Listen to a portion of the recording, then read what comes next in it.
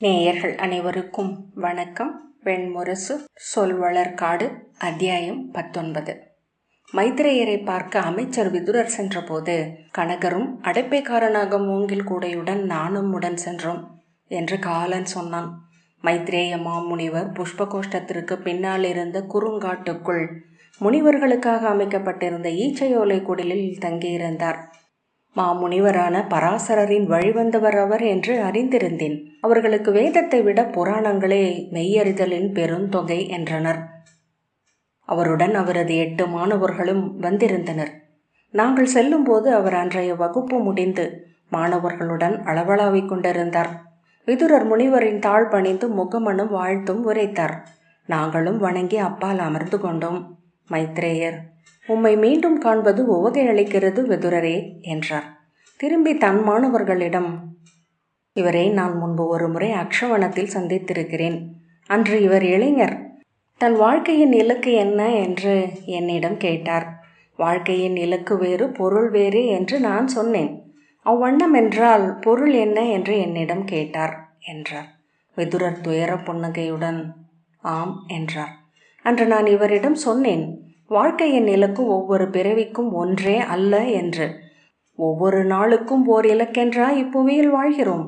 துஞ்சுவது போலும் சாக்காடு, விழிப்பது பிறப்பு. பிறந்திருந்து பெருகியோடும் இந்த பயணத்தின் முற்றிலக்கை அறிவதனால் இப்பிறவியில் எப்பயனும் கூடுவதில்லை. கூறிய வாளின் முனை வழியாக ஊர்ந்து செல்லும் எறும்பிடம் அதை சொன்னால் அது என்ன பயனை அடையப் போகிறது? விதுரர், நான் அன்று சொன்னேன், எரிகொள்ளியில் அமர்ந்திருக்கும் எறும்பிடம் சொல்லலாம் அல்லவா என்று. இன்று இருபுறமும் எரி கொண்ட சுள்ளியில் தவிக்கிறேன் முனிவரே என்றார். மைத்ரேயர் புன்னகை செய்து, ஆம், அன்று நான் உம்மிடம் சொன்னேன், வாழ்வை அறிய விழைபவர் முற்பிறவையை அறிந்தாக வேண்டும் என்று. அப்போது கூட இலக்கை ஒருவாறாக ஒய்த்துணர்வதற்கு மட்டுமே அது உதவும் என்றேன். அப்பிறவிகளில் இருந்து இப்பிறவி வரை அழியாது தொடர்வது என்ன என்று மட்டும் அறிந்தாலே போதுமே என்று நீர் சொன்னீர். அன்றுரைத்ததையே இன்றும் சொல்கிறேன் என்று மைத்ரேயர் சொன்னார். ஒருவனின் பிறப்பும் வாழ்வும் இறப்பும் அவனை சூழ்ந்தவர், அணுகியவர், அகலே வாழ்பவர் என பல்லாயிரத்தவருடன் பின்னி இணைந்தவை. எனவே அதை முற்றறிதல் எவருக்கும் இயலாது. ஆனால் நீர் என்னை பணிந்து உமது முற்பிறப்பை சொல்லும்படி கோரினீர். அதை நான் என் அறவழியால் கண்டு உரைக்க முடியும் என்றும், ஆனால் அதற்குரிய வேளை வருகையில் நானே தேடி வருகிறேன் என்றும் சொன்னேன். அது இவ்வேளை. விதுரர் தலைவணங்கினார். மைத்ரேயர் மாணவர்களிடம் கை காட்ட அவர்கள் 7 மரப்பெட்டிகளை இழுத்து வந்து அருகே வைத்து அதில் ஒன்றை திறந்தனர்.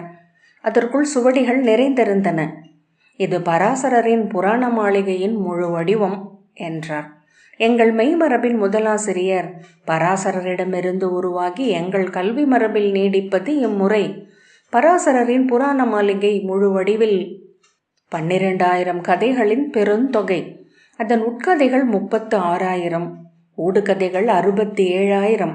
அதில் சொல்லப்பட்டுள்ள பெயர்கள் மட்டும் 8 லட்சம் என்றார் மைத்ரேயர். பாரத வருஷத்தின் எவர் கதையும் இதற்குள் எவ்வண்ணமோ சொல்லப்பட்டிருக்கும் என்பதுதான் இம்முறையின் அடிப்படை நெறி. பெயர் தொட்டு எடுத்து விரலோட்டி சென்று உரிய புள்ளியில் நிறுத்துவதற்கென ஓர் முறைமை உண்டு. 7 ஆண்டு காலம் ஆசிரியரிடம் அமர்ந்து பயில வேண்டியது. அத்துடன் அது விரலில் தெய்வங்களை எழச் செய்யும் ஊழ்கமும் கூட என்றபடி அவர் மாணவன் அளித்த ஒரு சுவடி தொகையை கையில் எடுத்தார். இதுவே சுட்டேடு, இதிலிருந்து பிரிந்து செல்பவை கிளையேடுகள் என்றபடி விதுரரிடம், உமது நாள், கோள், தெய்வம் ஆகியவற்றை உரையுங்கள் என்றார். விதுரர் அவற்றை சொன்னதும் அவர் அரைவெளி மூடி அச்சுவடிகளை புரட்டி கொண்டிருந்தார். ஒரு சுவடியை நிறுத்தி வாசித்து அதன் வரிகளில் விரலோட்டி ஒரு வரியில் நின்றார். அதை குனிந்து நோக்கிய மாணவன் மெல்லிய குரலில் சொல்ல, ஒருவன் 3வது பெட்டியை திறந்து அதை அருகே கொண்டு வந்து வைத்தான். அதில் ஒரு சுவடிக்கட்டை எடுத்து அவ்வண்ணமே தேடி ஓர் ஏட்டை உருவி அதில் விரலோட்டி மைத்ரேயர் நிறுத்தியதும் அவன் அச்சொல்லை நோக்கி இன்னொரு பெட்டியை எடுத்தான். மீண்டும் ஒரு சுவடியை எடுத்து சொல் தேடி அடைந்து சுட்டியதும் அதற்கேற்ப மாணவன் ஒரு ஏட்டுக்கட்டை எடுத்தான். அவர் அதை வாசித்த பின் பெருமூச்சுடன் திரும்ப வைத்தார். விதுரரே, இளமைந்தரின் கலியுகையை மானுடர் பின்னர் அடைவதே இல்லை. ஏனென்றால் அவர்கள் இளையோரை விட மேலும் இப்புவியை அறிந்துவிட்டவர்கள். அறியும் தோறும் துயர் என்பதே வாழ்க்கை. ஒரு வாழ்க்கைக்கு மேல் பிரிதொன்றையும் அறிவது பெருந்துயரையே அளிக்கும். இதை முன்னரும் உம்மிடம் சொன்னேன் என்றார் மைத்ரேயர். முனிவரே, 100 ஆண்டு கண்ட முதியவர்கள் இளமைந்தரின் களிப்பை தாங்களும் அடைகிறார்கள். முற்றறிபவர் துயருறுவதில்லை என்றார் விதுரர். ஆம், விழைந்த பின் அறியாமல் அமைவதில்லை மானுட உள்ளம் என்ற பின் மைத்ரேயர் தொடர்ந்தார். முதல் வரி கன்னிமூலை, அடுத்த சுட்டு காகம், அடுத்த சுட்டு யமன், மூன்றையும் இணைத்த கதை ஆணிமாண்டவியருடையது. அக்கதையை நீர் அறிந்திருக்கக்கூடும் என்றார். ஆம் என்றார் விதுரர்.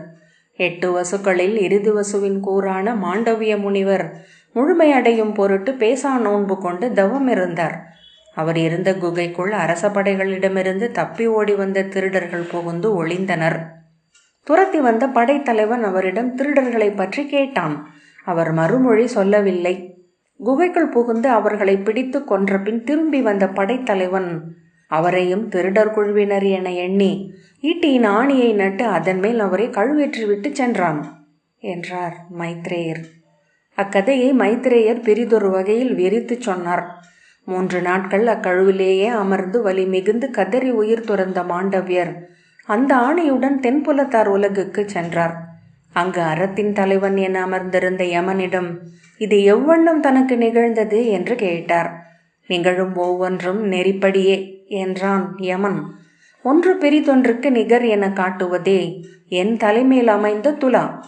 கடும் சினத்துடன், என் துயருக்கு நிகராக நான் செய்த பிழை ஏது என்றார் மாண்டவியர். நீர் அவ்வரசரின் குடி, அரசனுக்கு உதவ வேண்டிய கடமை கொண்டவர். அதை செய்யாது அமைந்தது பிழை, அதன் பொருட்டே இறப்பு என்றான் யமன். அந்த திருடர்கள் கருவுற்றிருந்த பெண் ஒருத்தியை கொன்று அவள் அணிந்திருந்த நகையை திருடினர். அவள் அருகே நின்றிருந்த இளமைந்தனையும் தலை வெட்டி வீழ்த்தினர். தடுக்க வந்த 2 இளைஞரை கொன்று துரத்தி வந்த வீரர்களையும் கொன்ற பின் அந்த குகைக்குள் புகுந்தனர்.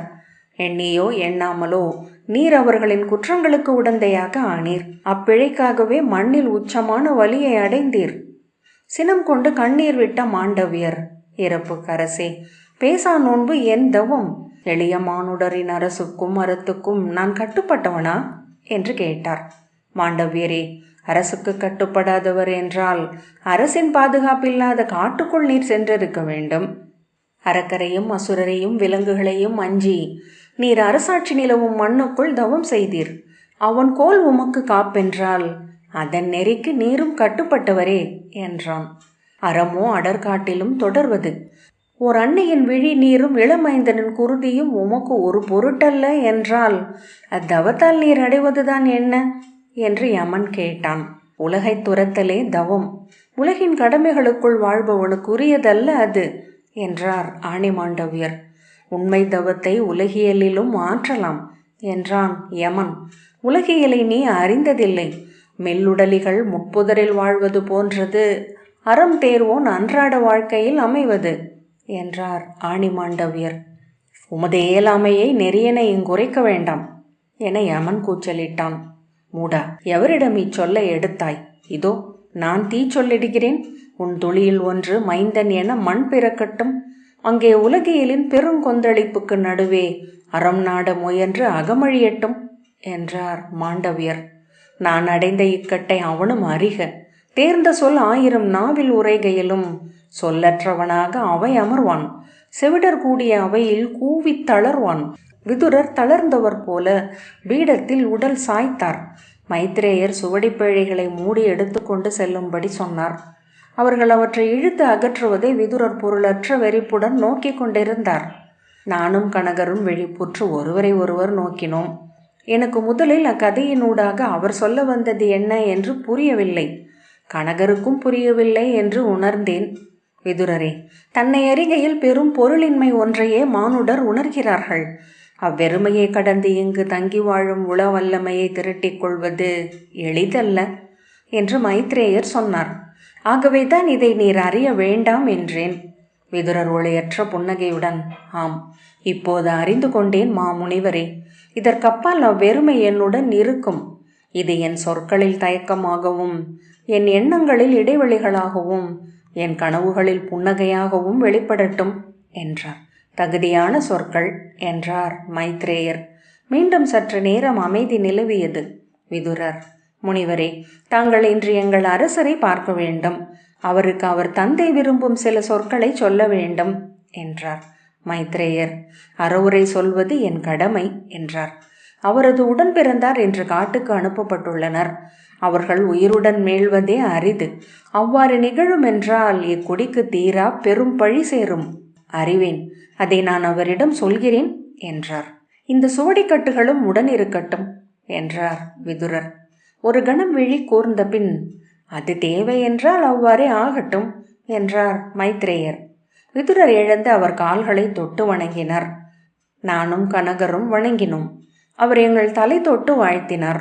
திரும்பிய பின் தயங்கிய விதுரர், கதையின் எஞ்சிய பகுதி ஒன்றை தாங்கள் வாசித்தீர்கள், சொல்லவில்லை முனிவரே என்றார். அவர் புன்னகையுடன், அதை கேட்காமல் உம்மால் செல்ல முடியாதென நான் அறிவேன் என்றார். ஆம், ஆணிமாண்டவியர் என்ன ஆனார் என்றார் விதுரர். மைத்ரேயர் நேர் குரலில், சினம் கொண்ட யமன் அவர் மேல் மறு தீச்சொல்லிட்டான் என்கிறது புராண மாளிகை.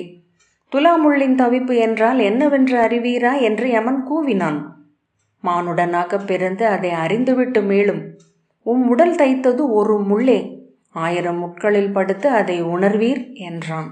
மைத்ரேயரின் புன்னகையை இப்போதும் நினைவுறுகிறேன் என்றான் காலன். விதுரர் பெருமூச்சுடன் தலை வணங்கிவிட்டு வெளியே நடந்தார். நானும் கனகரும் உடன் சென்றோம். எங்களிடம் உடன் நின்று மைத்ரேயரை அரசரவைக்கு கொண்டு செல்லும்படி விதுரர் ஆணையிட்டார்.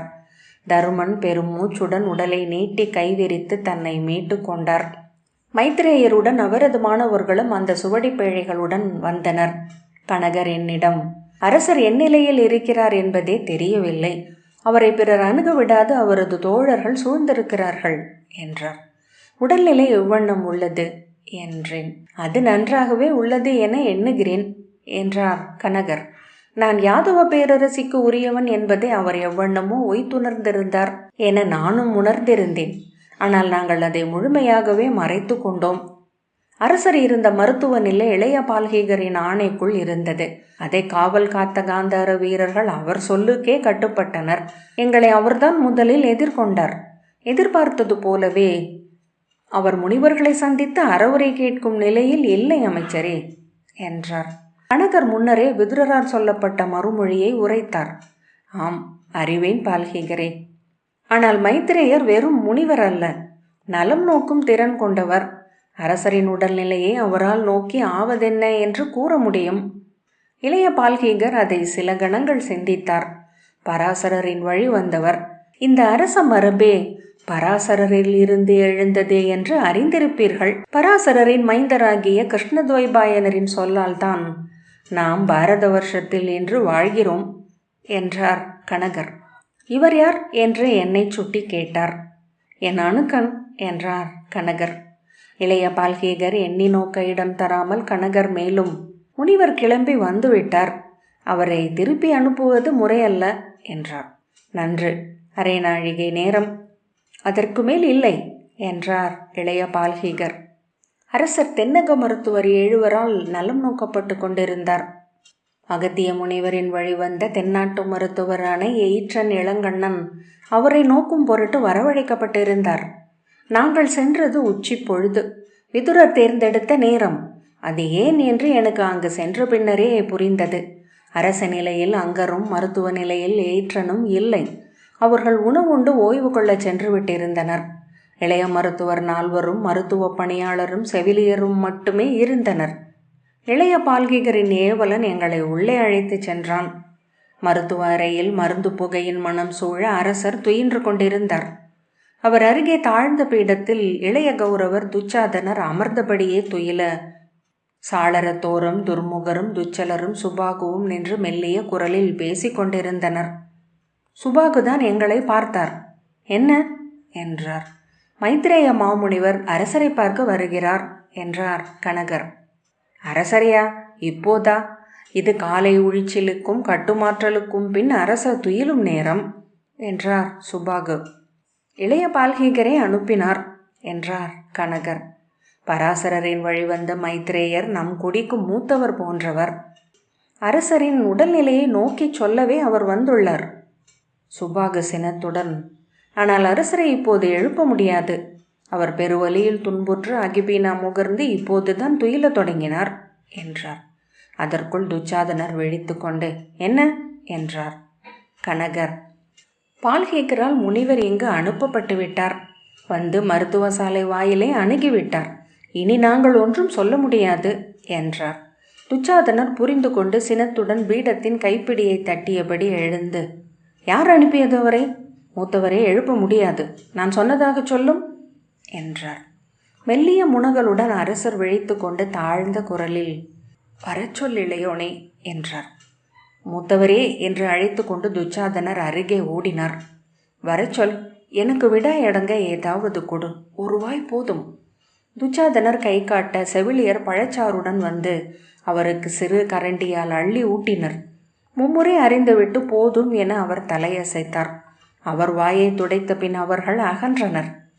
நான் அரசரையே நோக்கி கொண்டு நின்றேன். அவரை அக்கோலத்தில் நான் எண்ணி இருக்கவே இல்லை.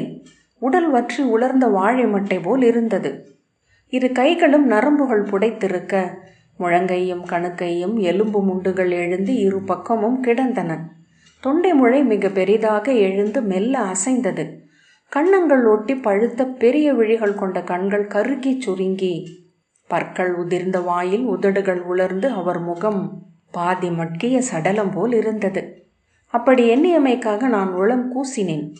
குருடுகள் ஒலிக்க மைத்ரேயர் உள்ளே வந்தார்.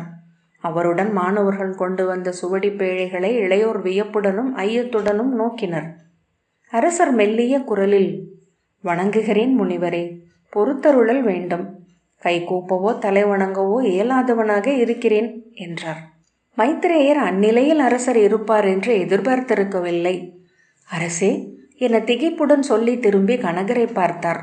இன்று இதுதான் என் அவை, அமர்க என்றார் அரசர். மைத்ரேயர் மிக எளிமையான உள்ளம் கொண்டவர் என்பதை நான் முன்னரே அறிந்திருந்தேன். அரச சூழ்ச்சிகளை அவர் அப்போதும் புரிந்து கொள்ளவில்லை. அமர்ந்தபடி, நான் அரசவை என்றே எண்ணியிருந்தேன். இங்கு நுழைந்த போதுதான் மருத்துவ நிலை என உணர்ந்தேன். அப்போது கூட தாங்கள் இங்கிருப்பதை என்னால் உய்த்துணர முடியவில்லை என்றார். கனகர், சினம் கொண்ட பிதாமகர் பீஷ்மரால் அரசர் தாக்கப்பட்டார். மூத்தோரின் அன்புக்கு நிகராகவே சினமும் இருக்கும் என்பார்கள். அவ்வாறே நிகழ்ந்தது என்றார். ஆம், அதை சொல்லி கேள்விப்பட்டேன். ஆனால் இத்தனை பெரிய அடி என என்னால் கணிக்க முடியவில்லை. என்ன சொல்கிறார்கள் மருத்துவர்? இத்தனை காலம் இங்கே கிடக்க வேண்டியிருக்கும் என்றார். இன்னும் சில நாள் என்றான் சுபாகு. ஒருவேளை இவ்வாழ்நாள் முழுக்கவே கூட. இன்னும் என் உள்ளுறுப்புகள் குருதி உமிழ்வதை நிறுத்தவில்லை. மூச்சில் வலி மிகுந்துள்ளது. எனவே சொல்ல அனைத்தும் வலியே என்றார் அரசர். அறியாது வழிந்த கண்ணீருடன் துச்சாதனர் இறைஞ்ச கூப்பியது போல கைகளை கோத்து கொண்டார். கைகளை பல்லாயிரம் முறை அவ்வுணர்ச்சியுடன் கூப்பியிருப்பார். எனவே கண்ணீர் இயல்பாகவே கைகளை கூப்பச் செய்கிறதே என எண்ணிக்கொண்டேன். மைத்ரேயர் சற்று நேரம் என்ன பேசுவதென்று அறியாமல் கைகளை மடிமேல் கூத்தபடி அரசர் படுத்திருந்த மஞ்சத்தின் காலை பார்த்தபடி அமர்ந்திருந்தார். தங்கள் அறவுரைகளை சொல்லலாம் முனிவரே என்றார் அரசர். இளையோனே, இங்கு அரசனுக்கு சொல்லளிக்கும் முனிவனாக வந்தேன். இப்போது பராசரரின் மாணவனாக, என் குலத்து இளையோனை ஆற்றுப்படுத்தும் முதியவனாக இதை சொல்கிறேன். நீ செல்லும் பாதை உகந்தது அல்ல. அது உனக்கு மட்டும் அழிவை அளிப்பதல்ல. முனிவரே, உங்கள் பாதங்களை சென்னி சூடி நான் சொல்வதற்கொன்றே உள்ளது. நான் என் வழியை முழுமையாகவே முடிவு செய்துவிட்டேன் என்றார் அரசர். வலியுடன் அவர் உடல் மெல்ல அதிர இரு கைகளும் இழுத்து கொண்டன. மருத்துவர் இருவர் அருகே சென்று கைகளை மெல்ல பற்றி நீவி தசை இழுபடலை சீரமைத்தனர்.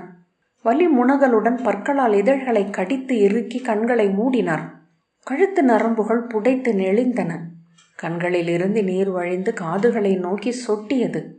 மைந்தா, பாரத வருஷத்தின் இன்றுள்ள அறவோரோ அரசரோ குடிமூத்தாரோ அன்னையரோ நீ செய்ததை ஒருபோதும் ஏற்றுக்கொள்ள மாட்டார்கள். சூதில் வென்று மண்ணை கவர்ந்தது இழிவு.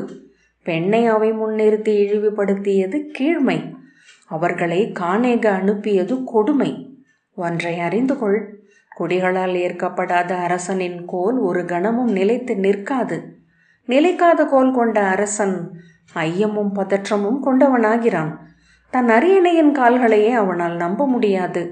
அவன் வாழ் குருதியில் நனையத் தொடங்குகிறது. நீ இப்போது ஆற்றிய பழிகளுக்காக மட்டும் நான் அஞ்சவில்லை. இதில் தொடங்கும் நீ இனி ஆற்றப்போகும் பெரும் பழிகளுக்காகவே பதறுகிறேன். ஆம், ஐயமே தேவையில்லை. பழியில் தொடங்கியது பழியையே வளர்க்கும்.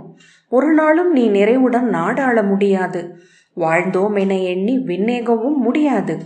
மைத்ரேயர் சொன்னார். இப்போதும் பிந்தவில்லை. நீ உன் தமையனை அழைத்து வந்து அவனுக்குரிய அரசை அளி. அந்த ஒரு செயல் வழியாக நீ அவனை எப்போதேக்குமாக வென்று செல்வாய். அறத்திலும் மரத்திலும் நீயே முதல்வன் என்றாவாய். கொடுப்பதனூடாக அடைவதைப் போல, பொறுப்பதனூடாக வெல்வதைப் போல அழியாத செல்வமும் பெருமையும் பிரிதில்லை. ஒருமுறை அதை சுவைத்துப்பார். உன் உள்ளம் மலரும். புதிய மானுடனாக இப்படுக்கையிலிருந்து நீ எழுவாய். மெல்லிய முனங்கல்களுடன் அரசர் படுக்கையில் கிடந்தார். அசைவே இல்லாத உடல், ஆனால் அது துடித்து கொண்டிருந்தது. விழாவிலும் ஒட்டி உள்ளடங்கிய வயிற்றிலும் நரம்புகள் நெளிந்தன, தசைகள் விதிர்த்தன. நீ மண்ணை விழைகிறாய். அது அரசனுக்குரிய இயல்பு. விழைவையே வேதம் சொல்கிறது. வென்றடைவதையே அது கொண்டாடுகிறது. ஆனால் விளைவுகள் அனைத்தும் இப்புவியில் மறுவிசைகளால் நிலைப்படுத்தப்பட்டுள்ளன. எல்லையின்மை என்பதே மானுடர்க்கில்லை. எல்லையின்மையையும் முழுமையையும் விளைபவர் தெய்வங்களை போருக்கு அழைக்கிறார்கள். அவர்கள் தெய்வங்களால் அழிக்கப்படுவார்கள். உன் எல்லையை அறிக. அது பாண்டவர்களே. பீமனும் அர்ஜுனனும் இருக்கையில் நீ நிகரில்லாது பாரத வருஷத்தை ஆள முடியாது. ஆகவே அவர்களை ஏற்றுக்கொள். மானுடனாக உன் வரையறைகளை வகுத்தவன் ஆவாய் என்றார் மைத்ரேயர். அரசர் மெல்ல முனகியபடி தலையை மட்டும் அசைத்தார். பின்னர், முனிவரே, நீங்கள் எத்தனை சொல்லெடுத்தாலும் இனி இப்பிறவியில் எனக்கு மறு எண்ணம் இல்லை என்றார். சற்றே சினம் கொண்ட முனிவர், என்னிடம் உன் முற்பிறவியை கணிக்கச் சொன்னார்கள். அதை நோக்கி உன் வாழ்க்கையை சொல்கிறேன். மைந்தா, உன் உள்ளம் இத்தனை உறுதி கொள்வது ஏன் என நீயே உணர்வாய். அது உன்னை நீயே மேலும் முழுமையாக காணச் செய்யும் என்றார். அவர் தலையசைக்க மாணவர்கள் பேழைகளை எடுத்து வைத்தனர். மைத்ரேயர், அரசரின் அனைத்து செய்திகளையும் முன்னரே பெற்றிருக்கிறேன். அவற்றுடன் நான் அறிய விரும்புவது ஒன்றே. அரசரின் கனவுகள் என்ன என்றார். அரசர் மறுமொழி சொல்லவில்லை. துச்சாதனர் சினத்துடன் ஏதோ சொல்ல வர சுபாகு அவரை தடுத்து, உத்தமரே, அரசரின் உடல்நிலையை தாங்களே காண்கிறீர்கள். பிரிதொரு நாள் வருக என்றார். அதற்குள் அரசர் மெல்லிய குரலில், காகங்கள் என்றார். மைத்ரேயர் சுவடிகளை எடுத்து ஒன்றிலிருந்து ஒன்றுக்கென தாவிச் சென்றார். பின்பு நீள் மூச்சுடன் அவற்றை திருப்பி கொடுத்துவிட்டு எழுந்து கொண்டார். அவர் முகமும் உடலும் மாறிவிட்டிருந்தன. மைந்தா, நீ யார் என்பதை அறிந்து கொண்டேன். இதுவே இறுதி தருணம் உனக்கு. பிரிதொன்று அமையப் போவதில்லை. இது நான் வெற்றி கொண்டு நின்றிருக்கும் தருணம் என்றார் அரசர். இன்று பாரத வருஷத்தில் எனக்கு நிகரென எவருமில்லை. இப்படுக்கையிலிருந்து எழுவேன். பாரத வருஷத்தின் சக்கரவர்த்தி என அமர்வேன். மைத்ரேயர் இதழ்களில் புன்னகை எழுந்தது. இல்லை, நீ ஆளப் போவதில்லை. உன் எதிர்காலத்தையும் நான் பார்த்துவிட்டேன். மூடா, நீ ஆளப் போவதில்லை. பாரத வருஷத்தின் சக்கரவர்த்தி என ஒரு நாளும் நீ அழைக்கப்பட போவதில்லை. 13 ஆண்டு காலம் கறந்து வாழப் போவது அவர்கள் அல்ல, நீதான். உச்ச விசையுடன் உடலை உந்தி அரசர் பாதி எழுந்து விட்டார். பார்ப்போம், இதற்கு மேல் என்ன பார்ப்போம் என கூவியபடி வலக்கையால் தன் இடத்தொடையை ஓங்கி தட்டினார். அப்படியே மல்லாந்து விழுந்து வலிப்பு கொண்டு துடிக்கத் தொடங்கினார். மைத்ரேயர் சிவந்த முகத்துடன் கை நீட்டி ஓரடி முன்னால் வைத்து முழங்கிய குரலில், மூடா, நீ தொடைபழுந்து கிடப்பதை நான் பார்த்துவிட்டேன். நீ பிறந்த கணம் முதல் இதோ இந்நகரில் தோன்றி உனக்காக காத்திருக்கிறது உன்னை கொல்லும் பெருங்கதாயுதம். பின்னர் திரும்பி பார்க்காமல் நடந்து வெளியேறினார். சொல்வளர்காடு 19வது அத்தியாயம் இத்துடன் நிறைவு பெற்றது.